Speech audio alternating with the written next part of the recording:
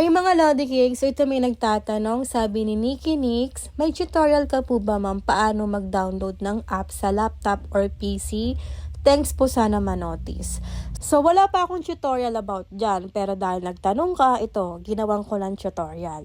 So ganito po ako mag-download ng mga apps dito sa laptop ko. So una, dapat meron po kayong Google Chrome or any browser. So, dito po ako nagda-download lang ng mga apps sa Google Chrome. So, open nyo lang yung Google Chrome. Tapos, may address bar dito, diba? So, dito lang sa address bar ilalagay natin. For example, Facebook app po yung gusto kong i-download. Pumunta po kayo sa facebook.com. Yan. Tapos, dito sa gilid ng address bar, may kita yung mga ganitong icons, diba? Dito tayo pupunta. Ito yung may kita yung icon na to. Yan, nakalagay dyan, install.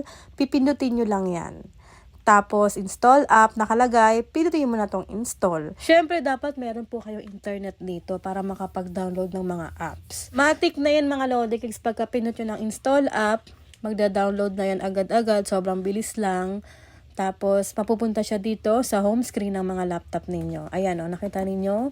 Nakapag-download na tayo ng Facebook app. Sobrang bilis lang yan ma-download mga Lodi Cakes. At yan, pin natin ng Facebook, tapos login mo na lang dito yung Facebook account mo para once na pag-open mo ng Facebook nito sa laptop mo, makikita mo na agad yung Facebook profile mo. Tapos ganun lang ulit kapag mayroon pa kayong gustong i-download na apps, punta kayo ulit sa Google Chrome, and then for example naman, YouTube app yung gusto kong i-download. Yan, punta naman tayo sa youtube.com. Yan, pagka-enter mo ng address na yan, sa gilid, hintayin mo lang lumabas yung icon, ayan, makikita mo may install, pinutin mo na ulit yan.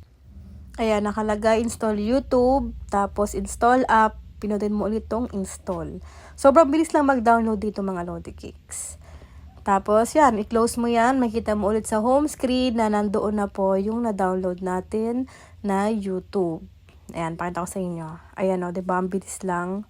Na-download na agad yung YouTube. So, ganun lang ulit kapag gusto nyo naman mag-download ng TikTok, Instagram, or kung anong mga apps na gusto ninyo, ita-type nyo lang yun sa address bar. Tapos, same process lang uli. Makita nyo yung install na icon dun sa gilid ng address bar.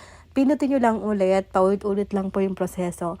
So, yun lang mga Lodi Cakes for today's video kung paano mag-install ng mga apps sa inyong mga laptop. Thank you for watching. Please like and share.